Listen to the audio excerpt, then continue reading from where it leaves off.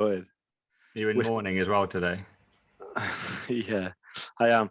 I've just seen that our CEO is having a live announcement to the fans as we speak about the Grealish transfer.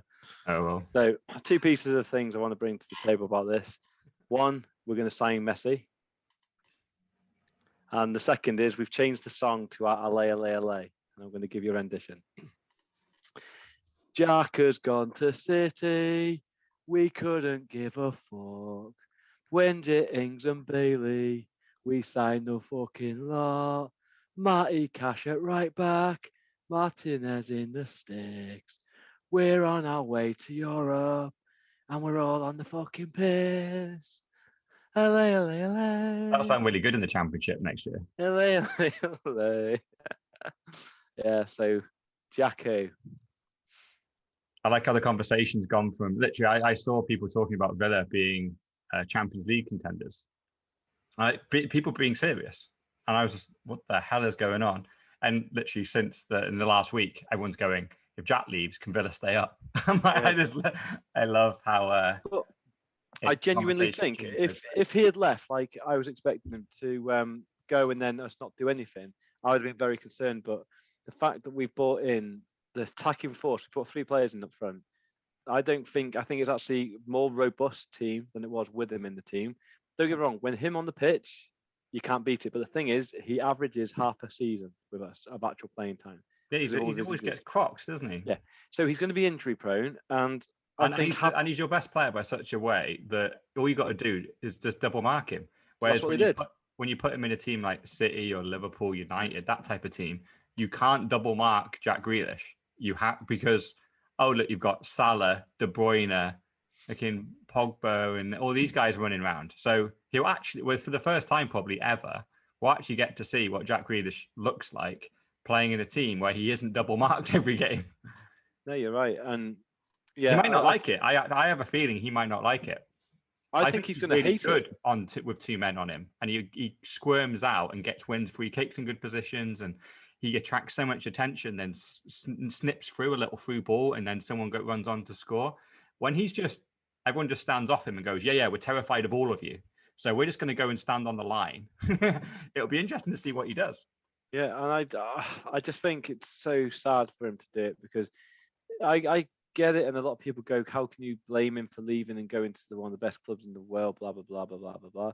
But look what he's done. Look what we've achieved in the last few years, from promotion to a solid finish to look what we're building something. And he could have been the figurehead of that. I just think it's sad. You haven't achieved anything.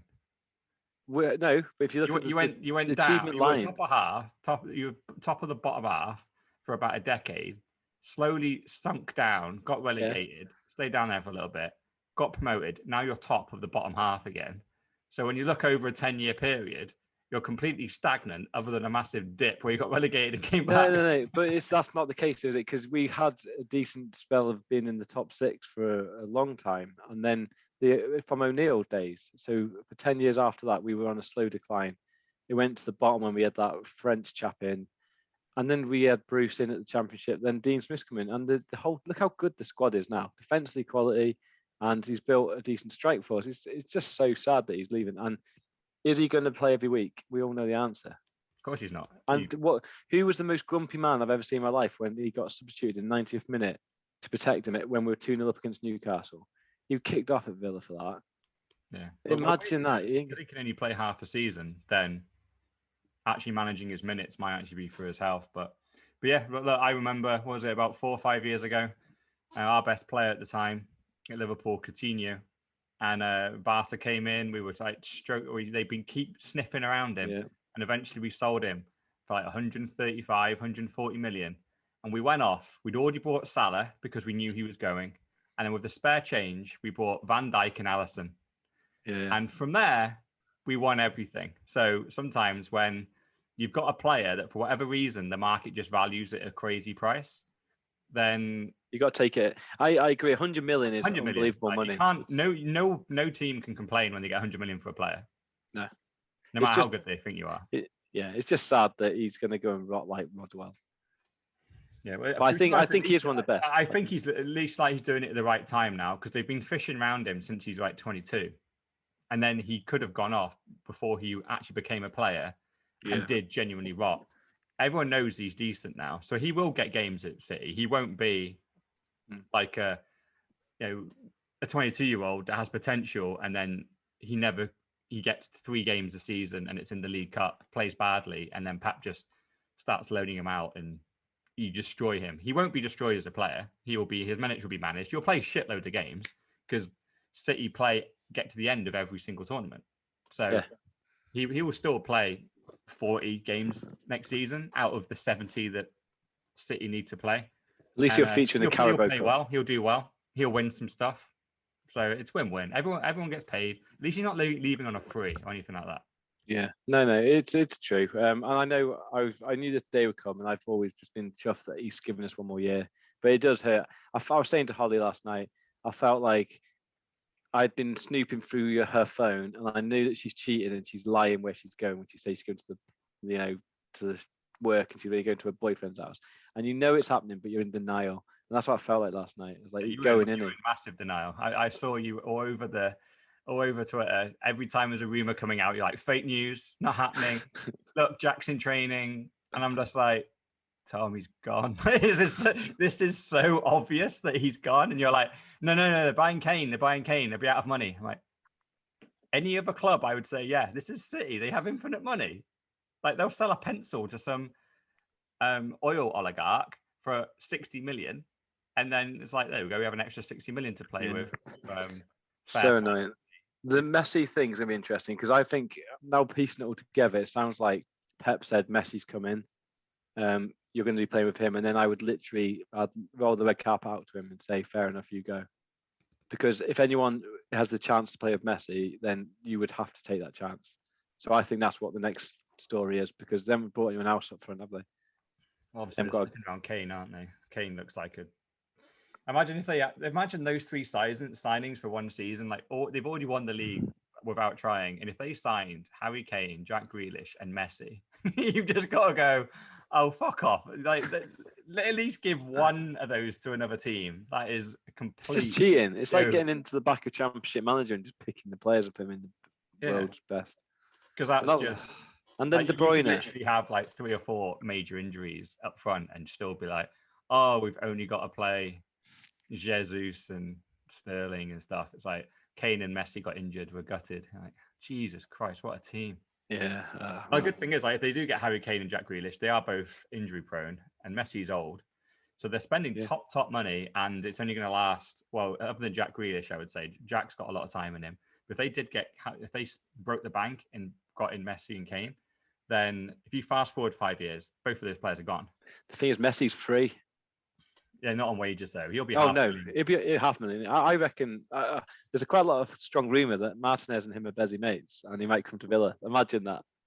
That is obviously that is fake news, but just imagine that would be screwing Jacko, wouldn't it? It'd be $500,000 a week, and what's that? That's basically about 25 to 30 million. Actually, I suppose you've got it. So if you wanted Messi for 25 million, but that's for one season, then he goes on a free.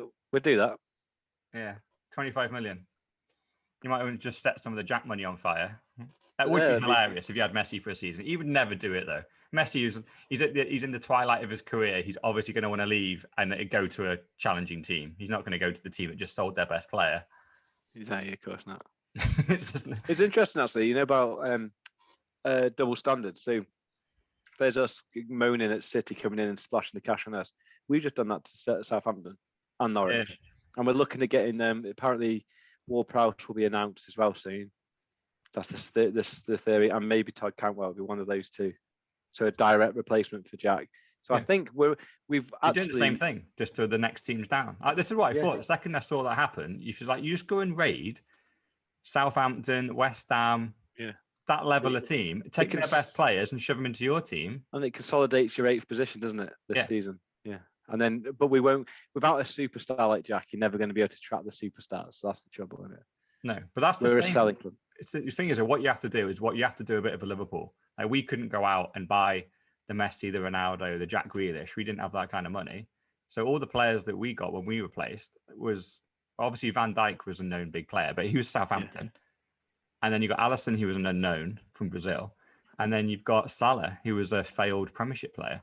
You have to build them up. And Villa have to do even more. So your scouting has to be even better than Liverpool, because you're going into those Southampton and Norwich type players. You have to make them win to more. And if you can't do it, then you're never going to get up, because they're always going to have more money than you. So you have to play the game better. No, you're right. But yeah, I'm still excited about the season. I'm just good. I still don't believe Jack's gone until I see it. Hasn't been announced officially, has it? No. And that one with him in the spirit of the City shirt, that celebration he's a Villa shirt. It's been cropped on. That's of course, real. Yeah. It's just a troll. Yeah. But he was getting his medical and all today, and we know he's gonna. He's gonna pass it. And now everyone's released that it was a release clause, wasn't it? He had 100 million in his contract, so it didn't matter what Villa said. It was all about Jack. Does he want to go? And of course, he was going to. You just prick. So, I love him. I still love him. I think I actually might support Man City. That's the trouble. No, I won't. I'd never send them. Right. Okay. Bitcoin. Talking about cash grabs. Gains. That's what Jack Grealish is going for, the gains and the glory. He is. Yeah, it's what we're all here for. Oh, shit. I've just seen an update. Yeah, he's officially just signed. Literally right now. Yeah. So he's gone. That was always going to be the announcement, wasn't it? So it's true. She's left me. Worst kept secret ever. Yeah. So yeah, today. So you were. I saw you put a few things on, haven't you? Well, that hasn't updated on mine. Oh, there you go. Yeah. So basically, you wanted to discuss about. Obviously, a lot of people are hearing about Bitcoin for making money, but there's obviously the other side to it, which is what I think is how we can call someone a Bitcoiner. There's two types of people. There's a lot of people. I had a conversation the other day, and it was, I don't really care about the background to Bitcoin. It's just I want to see how much my money is now worth, and that is, I would probably say I'd like to know the percentage of people that are in like the crypto world and Bitcoin world. It's probably about 90% and looking at the money they're going to make, they could take out. I think you're quite a minority still at the moment for the other reasons, and I think that's why we're still so early, isn't it? Ultimately, and you were mentioning about what else does Bitcoin bring, weren't you? Yeah, I still remember it when Mum asked just over dinner, and she asked this exact question: like, what is Bitcoin other than you can sell it for more money? And it surprised me at the time, because I thought I talked about all this, but I think it really does take a little bit of time to hit home. And I think your 90% stat is probably right if you include crypto, because nearly all those guys are only in it for gains. They know in their heart of hearts, they know the majority, if not all of their projects are just scams. And the only reason they're in is for gains. They know the project's not really going to do anything. They have these huge missions. They know they're not going to do it. But I think in Bitcoin, it is different. I don't know what the percentage would be. I would go higher than 10%. I might say more like 20 or 30. I would like to say as high as 50, but we're probably not there. So I think that like 20 to 30% of people know that is a greater good and as a bigger reason for why we're buying Bitcoin. And it isn't just another random share or a random shitcoin that we're buying to sell back later. This is the whole Matrix meme where Neo is asking Morpheus, are you saying in the future I could sell one Bitcoin for millions of dollars or pounds? And Morpheus answers with, no, Neo, in the future, you won't sell your Bitcoin because it will be just money. And this is why we are in Bitcoin. We're trying to separate money from state. That's the biggest thing we're trying to do here, because once you do that, you would take away the money printer from the people that are running our countries, and they have to be more responsible. We have sound money for the first time since the gold standard, since over 100 years ago now. And what does all that mean to us? Like, it's all quite difficult to comprehend, because obviously all the information that we get from our governments and from TV is everything's fine. inflation's normal, printing money is normal, it stimulates the economy and all this type of stuff. But fundamentally, when you really look at it and you go, right, okay, let's just assume everything that they're saying is true. But then let's have a look at how much money do you earn and then compare it to how much of your weekly shop costs, how much does the average house cost, how much is the average salary compared to the average CEO salary, and what kind of interest can you get on your savings in a bank account if you compare it to 50 years ago. And if you look at all those metrics that I just described there, they are all worse. They are all going in the wrong direction. And fundamentally, that is because the government have access to the money printer and they are increasing the supply at such a rate, especially in the last 18 months. I think they've printed an extra 20% of pounds over and above the entire issuance over the last 100 years. 20% got printed extra just in the last 12 months, which in reality means everything that you're going to go and buy costs 20% more, and the wages that you get are now worth 20% less. That's the type of swing we've had. And everyone thinks, oh no, it's fine, my house has gone up in value. Come on, this is silly. Unless you've got 20 houses, then yeah, that's an investment that's gone up 20%. Congrats, you're evens. But if you only got one house, then it's just, well, yeah, you're better than a first-time buyer, but all the houses went up by 20%. We've discussed this before. If your house went up by 20%, it's worth 100 grand, but you want to get into the 200 grand house, you're actually further behind when both houses go up by 20%. Yeah, on that point, just something that came up this week actually in a conversation with someone from work, and I think it's really hard because probably a lot of people that will be listening to this will have a house and probably won't appreciate this.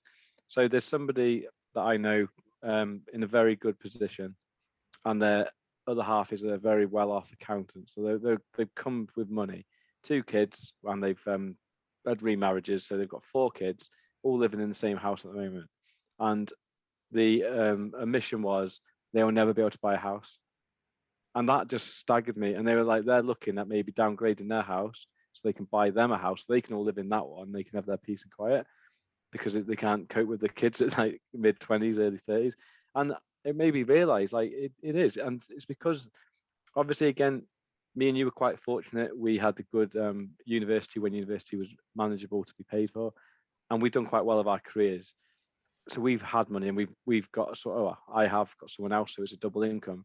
If you're single on a minimum wage plus a little bit more, you will never be able to get a house, and that's unless you go. And okay to caveat that as well, you obviously could buy a house in a hellhole, but that's not what we're doing here. You want to have a decent house in a decent area, so not in a slum or a squalor. You want to have a half decent house, or maybe just 2 beds.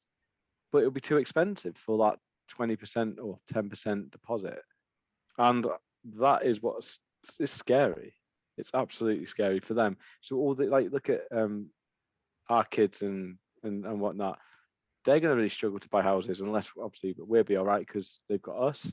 But them on their own, if they're earning 30k a year or something, where are they getting this deposit for without living with their parents rent free? Yeah, they're not going to do it. It's sad, very sad.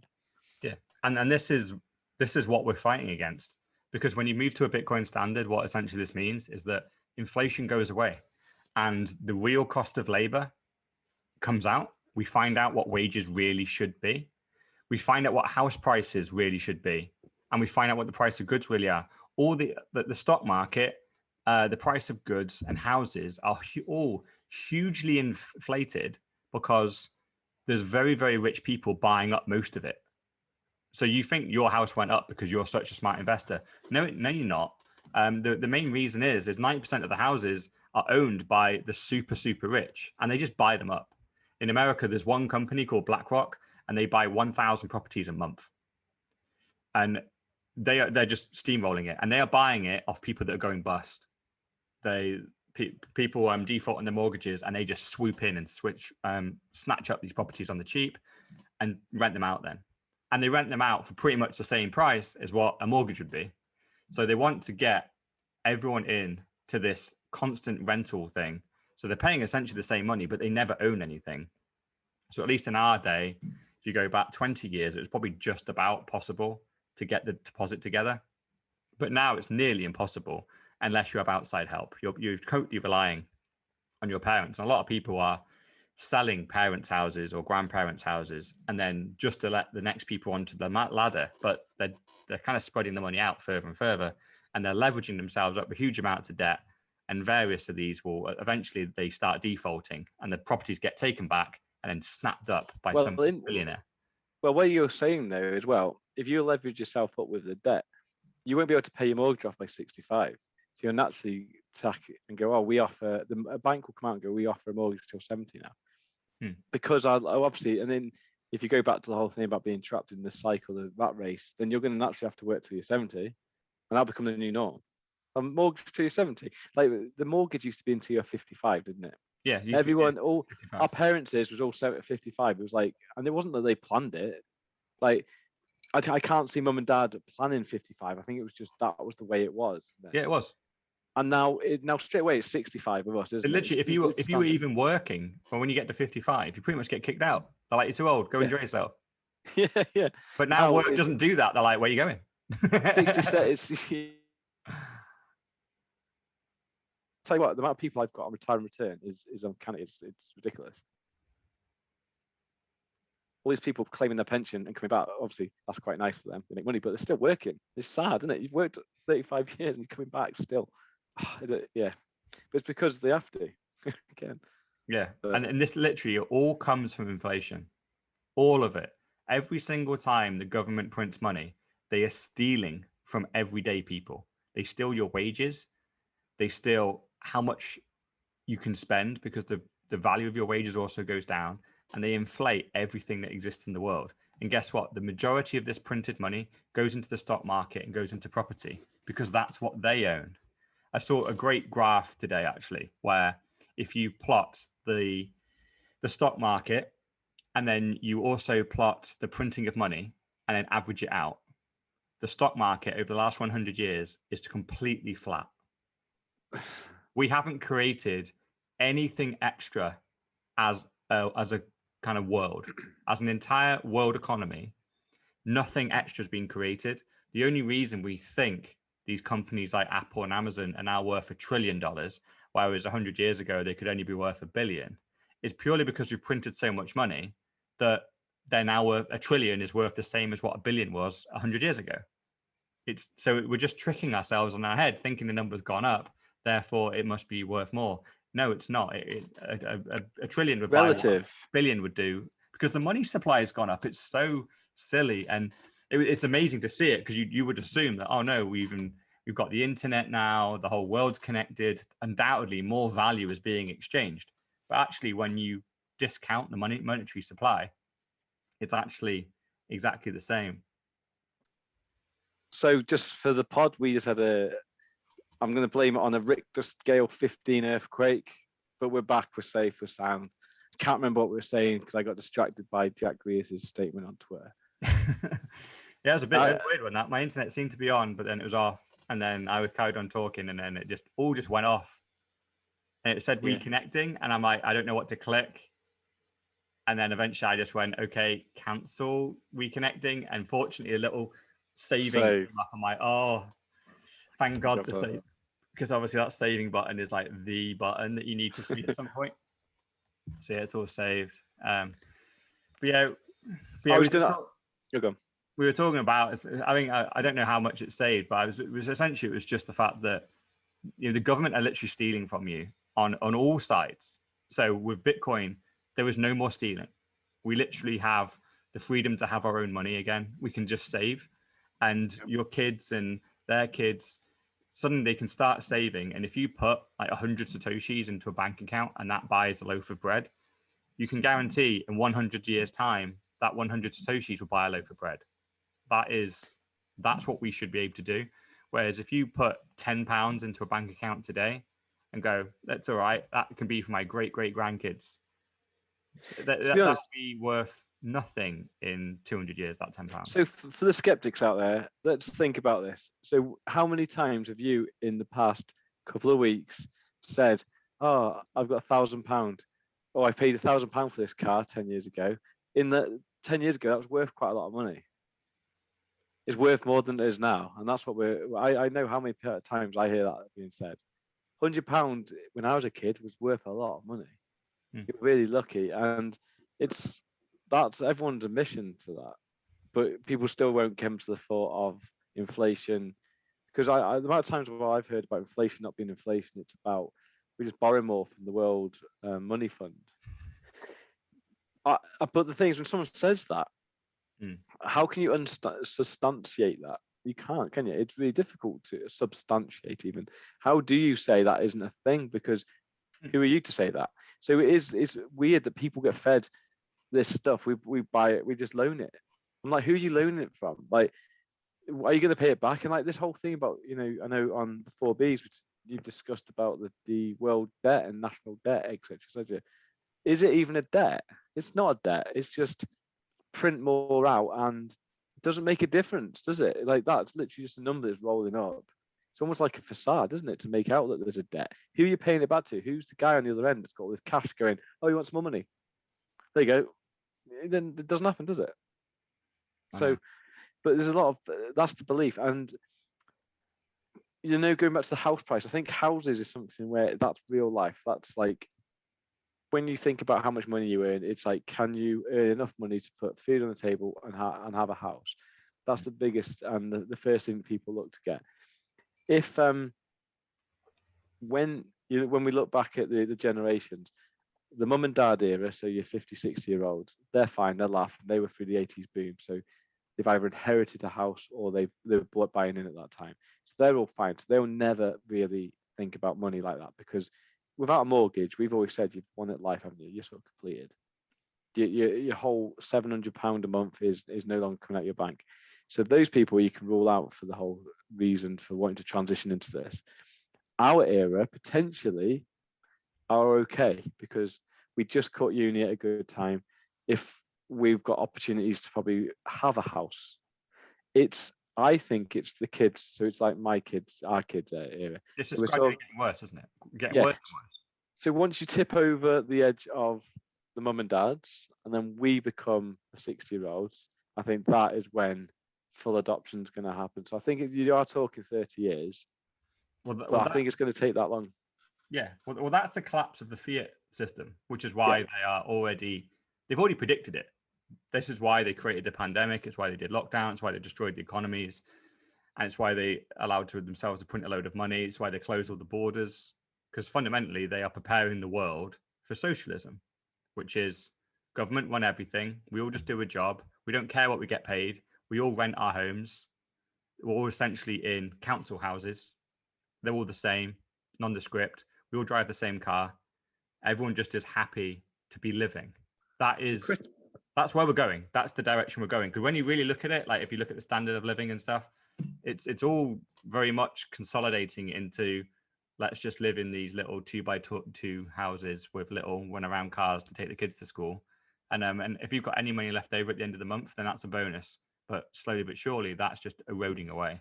So critically analysing what you just said then, yeah, you're saying then that the whole world is that clever and that in cahoots that they think they do that. Bearing in mind, we've just gone through Brexit where they couldn't agree and we did not want involved with Europe. Do you really think that we are collaborating as almost a universe to create this? No. How would you argue that? Because there's a couple of organizations. This is what I answered on that podcast where the guy called me out to say, oh, if lockdown's such a scam, that means all the governments are in cahoots and they've all got it wrong at the same time. What are the odds on that? No, there's two organizations in the world that you got to look at if you really want to dig into this. So the reason why we're all in lockdown globally is the World Health Organization. They pressed the pandemic button. And once they pressed it, every single country then locked down. There was many, like the UK, that wasn't going to lock down. Boris was going on TV talking about it's going to be the stiffer British upper lip. It's just the flu. We'll just shake hands and we'll get through it. 2 weeks later, the WHO pressed the pandemic button and bang, everyone's in lockdown. The same will happen with the WEF, the World Economic Forum. They're the ones pushing the Great Reset, and they have a beautiful way of implementing it. They're going to do it via climate change. So they're going to say that the world is about to boil over. The oceans are going to get boiled, or the ice caps are going to melt, or going to get flooded. There's going to be hurricanes, there's going to be fires, there's going to be everything. So we have to fix it. To fix it, what we have to do is tax everyone shit tons of money. We have to stop everyone flying, stop everyone traveling. They're essentially going to make everyone prisoners. And it's going to be the same emergency type button. It's going to get pressed from the middle. It's going to get pressed from the WEF. And it's going to be the climate change button that's going to get pressed. And the second they press it, every government falls in line. They have to. They're all puppets. You got to remember, in reality, most of our government officials are puppets. They're replaceable idiots. They're morons. They are the clowns that are designed to go, as if this is a big conspiracy. Look how fucking stupid they are. These guys can't organize a piss up in a brewery. You think they're organizing global socialism on the side of no? Like, I don't think they are. These guys that are on our TVs and talking whatever they're saying, they're reading a script. The second they go off the script, they mess up and make themselves look like morons because they are morons.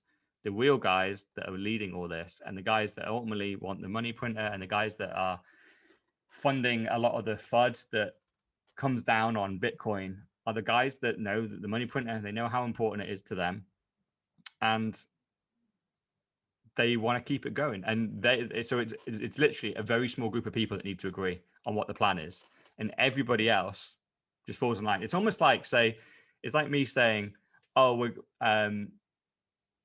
something's dodgy happening in the Premiership, and they're going to suddenly change from having 11 aside to 5 aside, and it's about to come. And you're going, as if you're going to get all the clubs to agree on that. Like, do you really think they're secretly trying to turn this into a 5-a-side league? I'm going, well, no. But there's one guy at the top of the Premier League where if he just goes to be in the Premier League, you have to have a 5-a-side team now. All the other teams will just comply because they have to get paid, and it's the rules that they signed up to. Like, they're in this brand, and it's the same with governments. That's interesting.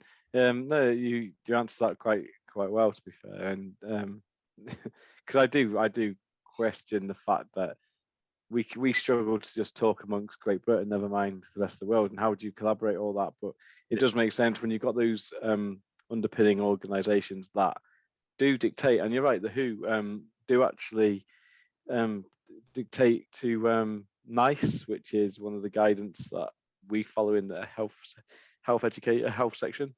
So you're absolutely right. And if NICE reporting to WHO then will tell government what to do, and they sort of do lay the laws down to a degree.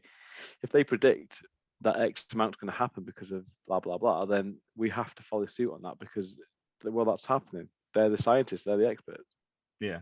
And weirdly, I watched this video with this Russian guy, and basically his old job before he defected from Russia was to destabilize other nations. And he went, the number one tactic is to create so much misinformation and misdirection that the people just stop listening because they have no clue what their opinion is anymore. So when you look at, like, say, the UK, and you look at Brexit, you look at all the division that we get between Boris and the Conservatives and Labour and all this is the number one tactic, is distraction. Create so many big things that everyone just looks at it and goes, oh, freaking hell, I have no clue what's going on. And in reality, and what that does is you can now hide your main plan in plain sight. Because when someone like me then mentions it, they just go, well, how can that be true if all this stuff is going on? It looks like chaos. I'm like, yeah, that's just they're literally, it's the same as a magician waving one hand here while she's doing the trick under the table. And then suddenly the trick's done and he goes, da-da, and you're like, how did that happen? You go, it's misdirection. They're just creating noise in front of you. That's why, by and large, I pay no attention to politics, yet I know all this. It's because I do my reading in the background and don't watch the TV, because I know that is the equivalent of me watching the magician's hand going like this. No, you're absolutely right. And that's a bit, I've said this numerous times as well before. Now we are incognito. It's a lot easier for me to say this, but I've seen it with the whole mask thing, and you don't need to. No need to wear a mask now on public transport. It's like, please wear one. that's what they say. There's no the signs about saying it's law have all disappeared. And when it started with the pandemic and we were told we had to wear them, I'll tell you, everyone was moaning. Oh, I can't wear a mask. I'm breathing in my own dirt. Yeah, I'm going to get myself bacterial pneumothoraxes of blah, blah, blah, pneumonia. That's what it was always saying. It's more dangerous to wear a mask than that. Now, everyone's like, I can't believe those selfish people over there aren't wearing a mask. Mm. Honestly, it's bad, but it's one of those things. If you keep making people do something and it becomes the norm, and it's surprising how quickly everyone follows suit. It just humans the sheep. Yeah, people are super easily led. Like we appeal to authority all the time. It's very, very natural.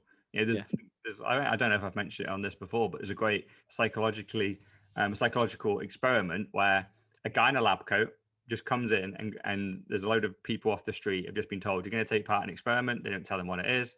They come sit down, and the guy in the lab coat walks in. He is not a scientist. He's not a doctor. All he has is a lab coat, but he's just a random guy off the street as well.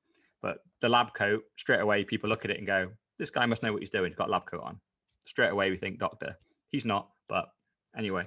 And the doctor talks him through an experiment that basically says, there's a dial in front of you, and we just want you to turn it. And what it does is it gives the patient on the other side, every time he gets a question wrong, he's answering questions. And we want to see if he can get the questions answered better if you buzz him on this side. And each time he gets one wrong, we're going to knock it up an extra thing, and we're going to see how he reacts and all that. So they're like, okay. So the guy on the other side of the wall is an actor. So they just play through the same scenario with lots of people, and he starts asking questions. He answers plenty right, but occasionally he gets one wrong, and you have to buzz him. And it starts off as a bit of a, ow, that hurt. And by the end, he's screaming in agony. And they're going, how long are they going to keep torturing this person? And they literally have the dial go as far as where he stops screaming on the other side. So it looks like he's either passed out or died. And the crazy thing of this experiment, 70% of people don't question anything about the experiment. They just keep going. Only 30% of people go, hold on, this isn't right. We're killing a guy. And then, because the thing is, the guy in the white coat doesn't answer any questions, really. He just goes, do it. He doesn't give any rationale. He doesn't entertain questions, which is exactly what the government do. He just parrot speaks the same thing. We're here for the experiment. You need to answer the questions. The rules say it needs to go up to 9 now. He got one wrong. Buzz him. And they just go, okay, you're right. They are the rules. Bang. And essentially what you've essentially done there is proven that 70% of people would be Nazis in Nazi Germany in 1940. And they would be rounding up people and pushing them into the gas chambers. And you'd be like, well, why are you doing that? It's the rules. It's These my are the job. bad people. They did something wrong. In they go. And this is what we're doing with society now. And this is the power of propaganda, and it's the power of like this is. And then just imagine if you can get someone to do that, essentially kill someone just by having a lab coat on and saying these are the rules, not giving them any justification. It's just a very black and white experiment. Like you don't know who the other person on the other side is. You don't know if it's a good or bad or indifferent person. It's just, oh, they signed up to the game. I've signed up to the game. They're losing. I'm on a side that this is quite a sweet side of the game because I just get to turn the knob every time he gets one wrong. There's no punishment coming my way. So fuck it. They 70% of people buzz someone until they die. And then you just flick it to money and go, that's essentially what they're doing with money, telling you the rules, telling you, look, you're okay. Like, look, you're doing fine. They're doing a bit shitty down there. The younger people are always going to be worse off than you. The people that are older than you are better off than you, but forget That's about life. them. Yeah. Concentrate on yourself. We can get going. When you're old, you'll be all right. And you go, maybe I will be. And every time we get there, we're like, oh, we're not quite as well off, but all right. And so that if you can do that with that type of like a big lie of killing people, then of course they can get the lie through around what money is and just by wearing the coat. But instead, obviously with the pandemic, they literally put on the lab coats and then lied to us on stage. But typically what they do is they put a nice suit on. They look nice and smart. They get someone on. Oh, this is a guy that's been 20 years working with the economy. He's going to go tell us what we're going to do with interest rates and all that kind of stuff, or how much your mortgage is going to go up, how much savings are going to go up. And everyone just goes, well, of course, whatever he says is completely legit. And in reality, every single word that he is speaking right now is a lie. He's the same as that scientist telling you, buzz the guy on level 9 and killing him. You need to question it and go, hold on, this is nonsense. Why is my house doubled in value? Whilst I might be happy with this, over the last 30 years, my house has doubled in value. But hold on, what does this mean to my kids? Because my wages haven't doubled. Everything that I pay for when I go shopping, that has doubled in price. So now my house is double, my outgoings are double, but my wages are the same. This isn't right. And no one asks those questions. If you get anywhere near the top of media or government to ask those questions, you'll be silenced and you won't get to ask another question. Mm-hmm. You'd be called probably a conspiracy theorist. He doesn't get it. He's probably some crazy conspiracy theorist that thinks like 5G is going to cause you cancer and stuff. It's like, okay, well done. You put us in a box where you can easily discredit everyone in the box. But in reality, what we're doing is trying to question what the fuck you're doing with the money, and moving to a Bitcoin standard. We don't need to trust these guys anymore. This is just, you can't win this game, which we categorically cannot win the game they are playing. The only way to win is to stop playing and start a game somewhere else. Pick your ball up and go somewhere else. Go play with someone else. And that's what we're doing. We pick your pounds up, go, don't like them in this game, going to lose. Shove them into Bitcoin and start playing a new game. And this is the game that they can't control. No one can control it. And this is what we all need to do. And So what do you think then about, because obviously there's a lot of money in Bitcoin, then what about all the other sort of parallel crypto stuff? A lot of money is getting drained into that. Is that just going to be considered fiat or what? Because whilst everyone's got like the Ethereums and stuff, which are quite big players in the game, are we going to end up finding ourselves in the future with multiple streams of finance? Yeah, I think there will be multiple currencies, likely. I mean, Bitcoin will undoubtedly be number one, because as we've always seen, one currency becomes a global standard. We've like US dollar. Yeah, we've had the US dollar, we've had the pound, we've had gold, we've had the yen. We don't ultimately, but right now it's the US dollar. But is the US dollar the only thing people transact in? And we transact in pounds and euros. They're just worth less than dollars. And then there's less of them if you add them all up, the US economy. And in actually reality, it's the Chinese economy that's number one. But all the other shit coins and all that stuff, like, of course, like, money is just one thing. You'll have shit coins and casino chips. You'll have stocks and shares. Mm-hmm. You can diversify and try and outpace, because ultimately all you're doing once Bitcoin becomes the standard, what you've got there is a store of value. This will be the number one thing that you transact globally with. No one can stop you. You can do your savings in it. But if you want to gamble, go down the casino, could convert some of your sats into some casino chips and gamble it on the blackjack table. We can absolutely do that. If you want to convert it to some Ethereum or to some Dogecoin or to some cum rocket, then you're absolutely in your rights to go, I think I can outperform Bitcoin if I go buy this thing. Let's see if it happens. Oh, I can almost guarantee that by the time like Bitcoin is the Bitcoin standard, every single coin that exists right now will be dead. It all will be at zero.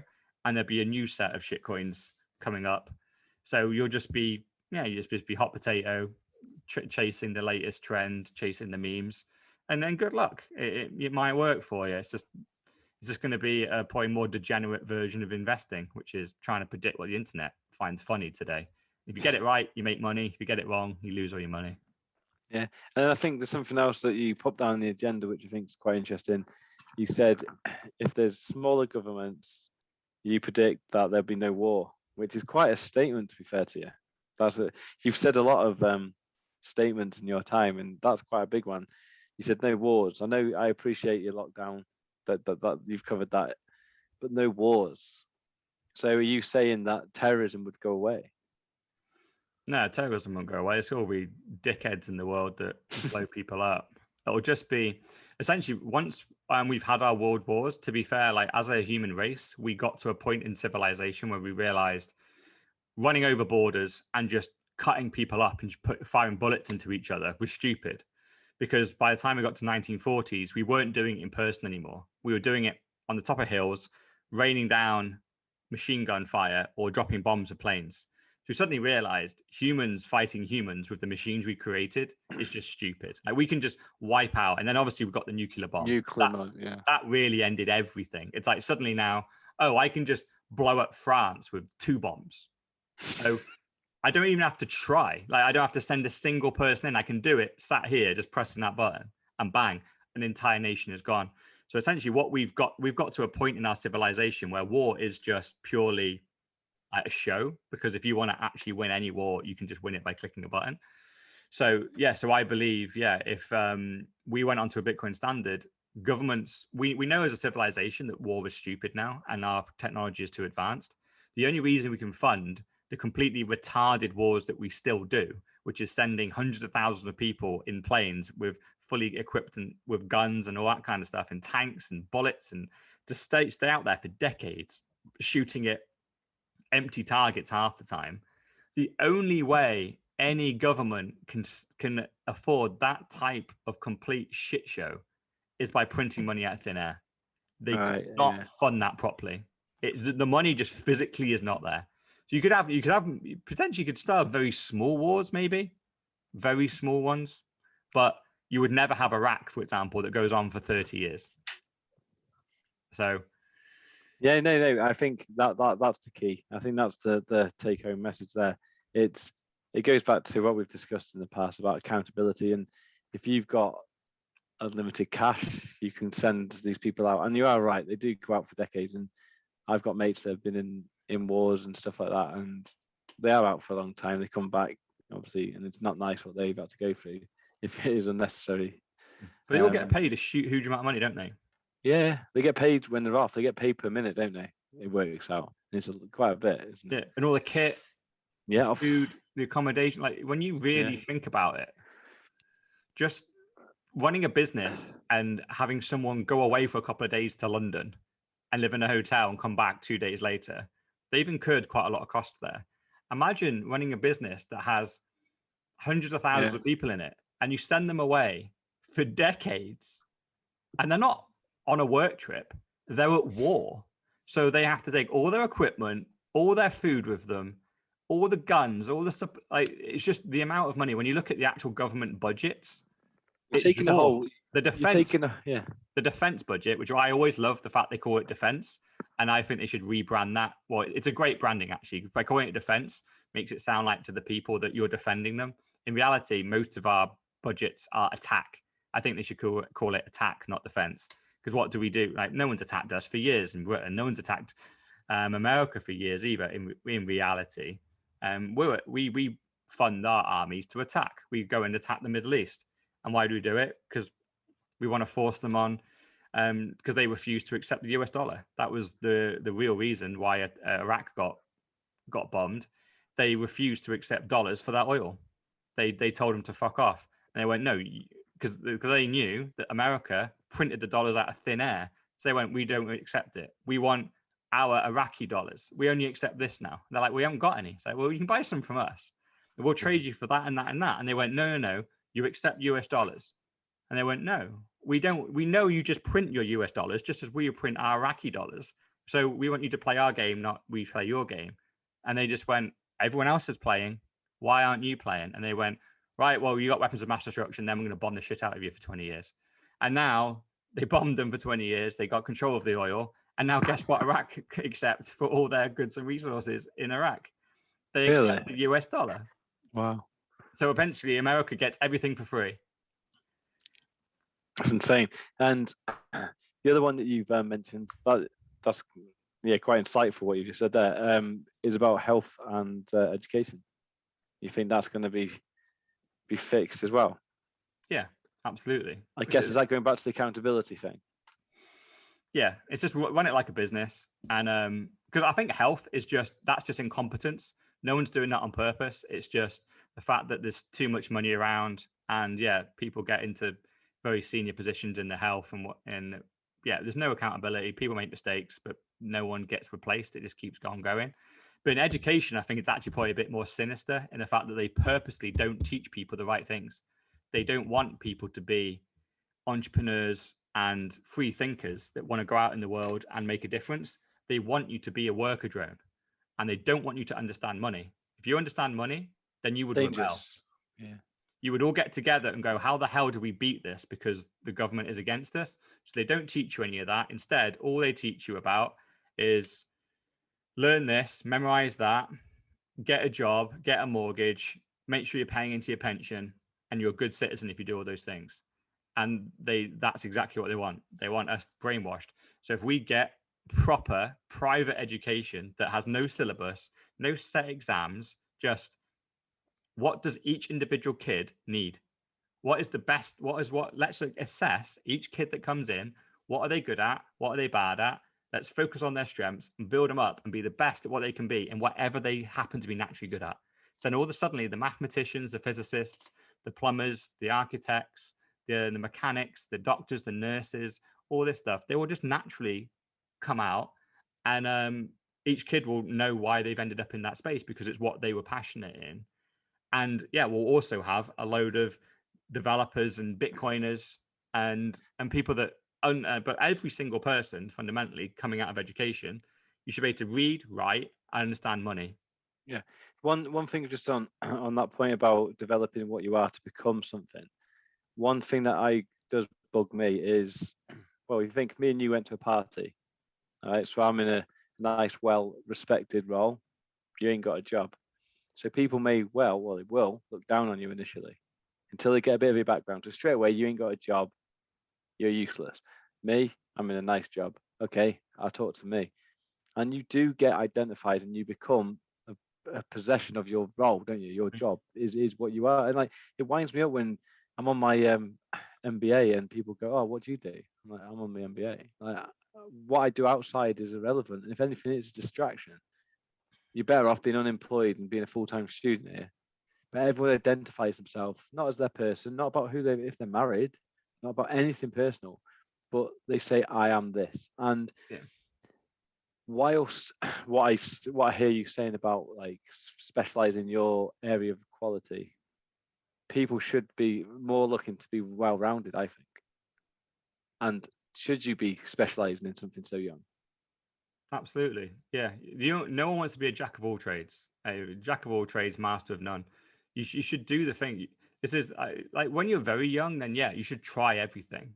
And then just let the kid do the thing that they want. And then if they don't want to do that anymore, let them go to something else. But fundamentally, I think the biggest problem that you've got there is when people ask, like, what do you do? It's looked down upon if you don't do some form of academic job. So if you are a plumber, electrician, or mechanic, people might be hesitant to even say it. And that's just wrong. And that what's taught us that is that educational system. Because the mechanics, plumbers, and builders and electricians probably didn't do particularly well in class. They failed probably a lot of their exams and then have gone on to manual labor afterwards and ended up finding what they were good at. And everyone that works in an office is all proud of it. Like, oh, yeah, I work in insurance. I work for a bank. Oh, like in reality, what people should really be asking, if you really want to fucking know, because really what people are saying is, how much money have you got? Yeah. So how about we switch the question to that? How much money you got, mate?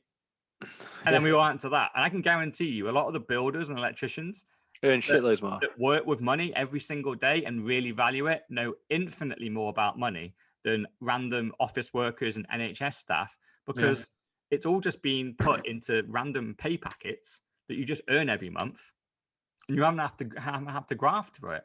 These guys are grafting every day, having to buy resources, do a job, make sure they make a profit, probably fucked up numerous times, and now they have it down to a fine art. They know exactly what to charge, know where to get the stuff, and I can guarantee they are much better with their money than an average wage slave that gets exactly the same amount of money every month, because it's just easy. You're on easy mode once you get into that. They're on hard mode, and also they were told that they were stupid their entire lives as well. So they have like a chip on their shoulder because they came out of school depressed, thinking they were just shit at life because they were in bottom sets and didn't get their GCSEs. And now they're running a builder's merchant, earning 200 grand a year, and there's some guy in office going, "Oh, I'm the director of finance for da-da-da. I earn £60,000 a week or a year." Yeah. And the building merchant down there he's all scruffy, but he's freaking flying around in his nice big 4x4 BMW, earning 200 grand a year. And this is what I mean by education just getting better. We should celebrate builders, celebrate And electricians, and all that. the other thing is, well, that builder probably wouldn't be driving a flash car. He would just have a lot of cash. He'll have decent holidays. He'll have an amazing house. He'll be paying things that is important. Whereas the flash guy that wants to become that person, that so I can say in the party, look at me, he will be driving the on flash credit, stuff yeah, and on credit, and that's ultimately it, isn't it? It's to try and look someone, isn't it? yeah. But yeah, I think good answer. So yeah, In reality, if someone asks you at a party like what you do, and then they look down on you for whatever you say, then fuck that guy. exactly, of course, exactly, yeah. Just note them, move on. Yeah, just go, yeah, fine, you're a worthless piece of shit. Yeah. You can almost guarantee that if anyone cares about that type of thing, you can almost guarantee they're in debt. Yeah. No, I agree. And I said it numerous times. I actually I wouldn't like to have a new car these days, because having a new car isn't a sign of having money. What's the sign of having more money is having a 4-year-old car. It means you own it. The person that has the brand new car could be on literally just a lease you pay per month and get a new one in 2 years' time. The days of buying a car, that's an asset. Leasing something is not, it's a debt. So exactly. So that's the thing. So Bitcoin's the best of both worlds. It can make you crazy rich. The gains are there. It's going to 100x over the next 10 years. It's going crazy right now. Yeah, it's gone from 37k to like 42, and it's back down to 41, I think, right now. So it's literally what we were talking about the other day. Like, a 4k move has just happened this evening. We don't even care. We didn't even talk about it. We didn't even text. I remember the days 3 years ago. Every day we'd be sending rockets to each other saying we're going to the moon, going to the moon. And that was when it was like £300. Yeah. Now it drops down 5k. I don't even text you to say, oh, it's not even news. It's until we get past all-time high, which is like 65k, then it's not interesting anymore. It's just, we're in the range of 60 to 30. We're just bouncing around, 5k here, 5k there. We know what's going to happen. It's just going to go dung da dung da dung da dung. Eventually, it's going to get to 65 and then go fuck off straight to 200. And then we're going to be excited when we go to 65 to 200. And they'll be dropping 10k swings left, right, and centre. And I always remember the time you said to me 10k candles. They will become boring. And at the moment, we're at 5k candles, and I'm not even sweating. Yeah, exactly. So we're already at 5k ones. So saying 10k ones isn't even a thing. Really, you need to be saying 50k candles. Yeah. They're the ones that are going to be boring. And the only reason they'll be boring is because, we're at 500 to 750, and we'll fall from 750 to like 400, and we'll just be bouncing between that. And that will be boring. Yeah. Eventually, it'll be crazy once we get there. But once we get there and we drop from 750 to 400, everyone will be depressed. And it'll be a case of, oh my God, I can't believe we're only at 400k. This is so Bitcoin's bad. Dead. The bubble's burst. Yeah, it's been 3 months at 400k. It's dead. It's done. China banned it. Spain have just banned it now as well. It's, oh my God. And then like we'll go up 50k and then we'll come back down 50k. We're like, see, it's just, and then we'll go sideways for 6-12 months, 50k up, 50k down, and it will be boring. And then eventually gets to 750 and fucks off to 2 million, and everyone will be crazy. And it's like, here we go. So, well, I saw something today on Twitter, and it was, what was it? 0.1 Bitcoin will buy your house in the future. So basically, that's alluding to it'll be 1.5 mil or something, I think it was. And I saw that and I thought, that's a sound shout. Was it 1.1? I think it was something like that. If you have 1.1 Bitcoin, you will be a millionaire this time next year. That's what they predicted. I think that's a little bit ambitious, but next year, if you've got a whole coin, that's crazy. Yeah. 0.1 Bitcoin, like the big, probably in about 30 years, I would say. Bitcoin would be worth 15 million a coin. So 0.1 Bitcoin is 1.5 mil. So it's a nice house for you. Yeah, but I'm not buying Bitcoin because it's not going to 100x. It's not worth it. I can't be asked. How many people still say that? Oh, too many. Yeah, I've missed the boat. So I'm not paying. It was 30k and it went down to 20k the other week. Not doing it. Buy some Bitcoin, stack the sats, get Revolut, stack your change. You won't even notice it. All the people that are saying that as well. The lowest price last year, the price of Bitcoin was $3,800. They were saying it then. I can't get 100x. Well, a year later, the 10x is already in. Yeah. We already had a 20x actually already programmed in, if you managed to time that one. So, yeah, just stop denying it. Like this is the sound money. Everything else is a gamble. This is a dead cert now. It's just buy it, hold it. And not only do you make shit tons of money because you're early, you get to fix money and you fix the world. Yeah. And we fix freaking so many things that are wrong with the world. All the incentives get realigned. People have to be responsive with their money. There's not a money printer. Literally, we fix like the amount of wars go down, education gets fixed, health gets fixed. You can save for your children. House prices will come back sensible. Wages will come back in line. There's so much good stuff that can come if we get onto a Bitcoin standard. It's just, even if the gains weren't there, I would still be buying this thing. But the fact is, it's the perfect asset because you get to fix money and you get to get rich along the way. Incentives, again, are all in line. It's freaking brilliant. Everything's lined up. No, you've said that really well. I felt like a no coiner earlier, actually. Well, just now, actually. I probably will tonight when I have my salty tears after crying about Jack. But yeah, to the guys that are still in the camp of no coin, have fun staying poor. Over and out. Have fun staying poor. See you later. Later, bro.